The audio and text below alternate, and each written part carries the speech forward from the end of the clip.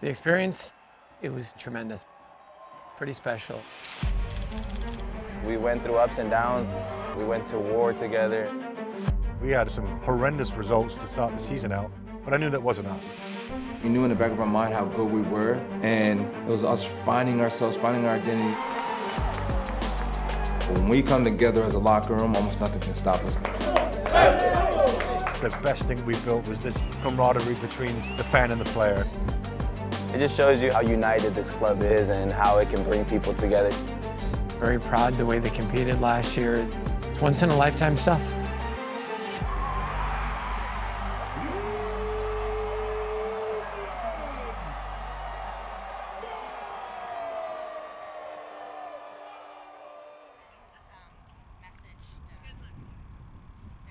Very rarely do you have the opportunity for players, coaches, trainers, equipment manager, and front office staff to all be under one roof. That was my goal from the beginning, was to have a cohesive unit, Monterey Bay FC, one team, one organization. Open. Smile. It's easy to say you want it to be a family environment. It's really hard to make it feel warm. I think we've taken some good steps towards that. I think that environment is starting to build here between players, front office, everybody together. Not the easiest of tasks, but very, very rewarding.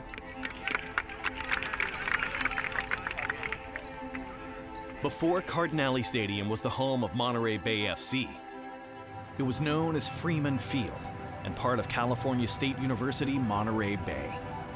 A venue primarily used for commencement ceremonies, it needed a major facelift ahead of an inaugural season. I think, certainly there's always challenges that you're going to go through with a new club and a new stadium. I mean, we were a startup in every sense of the words. We started with nothing and built it to what it is today. So there's a great sense of satisfaction in doing that. It's a great piece now of the CSUMB campus for many, many, many years to come. I think for one of the new soccer-specific environments in USL, I think this rate's right up there. When you're renovating an historic venue, a lot of the heavy lifting isn't just felt on the construction site. Building a team of players to compete there is a task Monterey Bay FC sporting director Frank Yallop embraced willingly.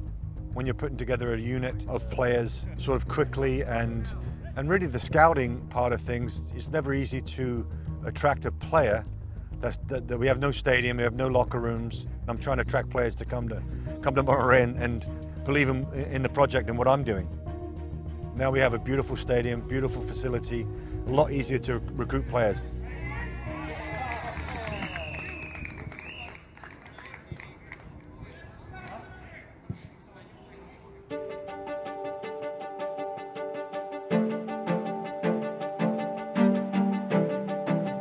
Well, I think if you look at the way the team performed this year, 7 away games in a row to start the season out. Players don't know me, I don't know the players, so we're starting to get to know each other. I think the first few games, few months were tough for everybody. For me, I've never been in an inaugural team, so this is a brand new experience for me as well. But I would say players, we had high expectations because we came through preseason, we saw all our quality, but then other games were a little bit tougher for us just because we took our foot off the gas pedal. We had to figure it out through losing and taking L's, and it's okay, we're not doing this anymore, we're gonna do this way. So it took months and months, that's why we started off slow, but it was us finding our identity. We couldn't have put the guys in a much more of a tough situation, but the way they battled and stayed together to get to May 7th, and then how they played on May 7th. And the Cardinale Stadium debut is underway here in Seaside, California.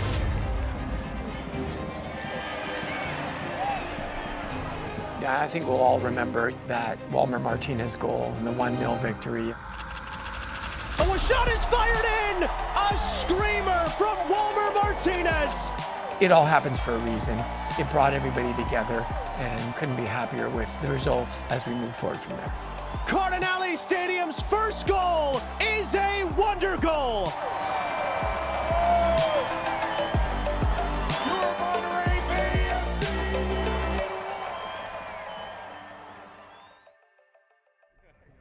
Before any other player was considered, Monterey Bay FC focused on a local standout from Santa Cruz, California, to be the club's first ever player signing. An alumnus of Cal State Monterey Bay, and experienced in both the USL and national level, Walmer Martinez returned to the campus he once called home. Going into it, I was like, okay, what is playing at home gonna be like? I was kind of nervous, I'm gonna lie. I was nervous, put pressure on myself because I'm like, I have to show out every single training, every game to make the starting lineup. How is this local kid gonna be sitting on the bench or not making rosters? There's still a lot of competition within the team that we have to, meet standards. There's a lot of pressure with it, but I feel good taking it on because this club means a lot to me. Maybe one day I could be captain to this team, once I gain more experience. That would be honestly one of my goals and dreams.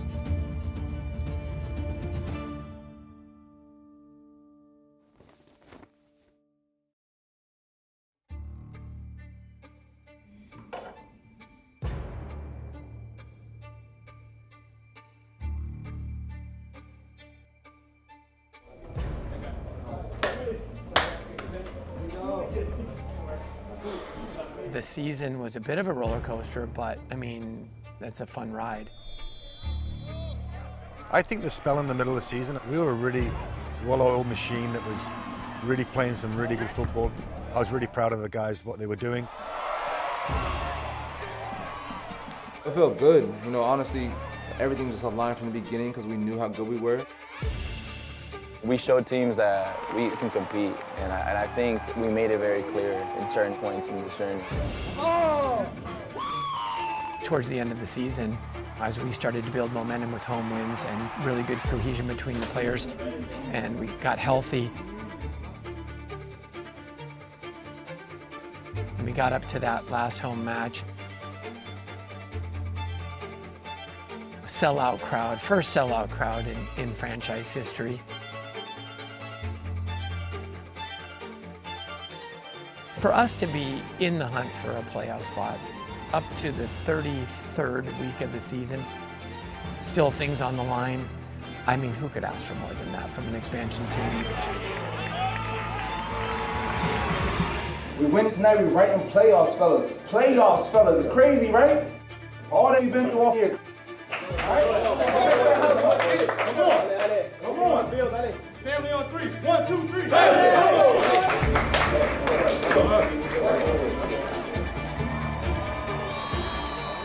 The main thing that I wanted was to make playoffs and be this club that, no one could beat.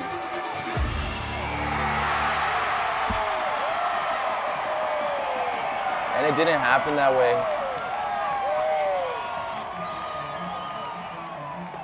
Winning and losing is going to happen. It's what kind of effort do you put forth? You give it everything you've got, and the results, sometimes they go your way, sometimes they don't.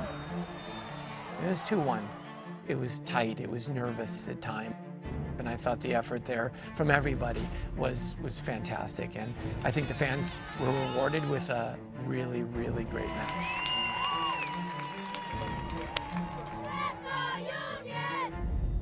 We work hard for you guys as fans, so we really appreciate you guys telling us that you appreciate us because we're dying hard for you guys, man. And this community's been above and beyond. The love is one of the best in the whole USL, honestly. So community, fans, we go hard for you guys. We appreciate you guys. We love you guys, and we promise to come harder next time.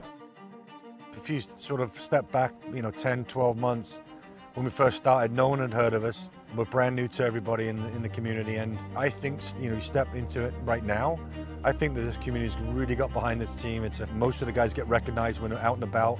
That says everything, and I think our badges and our crest, it's right here, is recognized, and it's around. It feels like part of the community already. I do want to commend the guys for sticking together and really not giving up on the club, myself, fans, all included. You can never promise anything in any season because you never know what's going to happen, but from my side of things, we're going to do our best to make the playoffs and have a great run. In year one, I learned a lot here in Monterey. We can do a lot of things amongst ourselves in this locker room. There's a lot of power when we come together. When you have good leadership in a locker room, it can lead to some success as well too. So I'm super excited about this next year that's coming up because We're gonna have a chemistry, we're gonna have players coming back, we have a style of play. We didn't think it would all get done in 1 year, even though you kind of want to do it all in 1 year. But what we accomplished in year 1 is a great foundation, and I think what you'll see in year 2 from us, building off that foundation, is going to be great.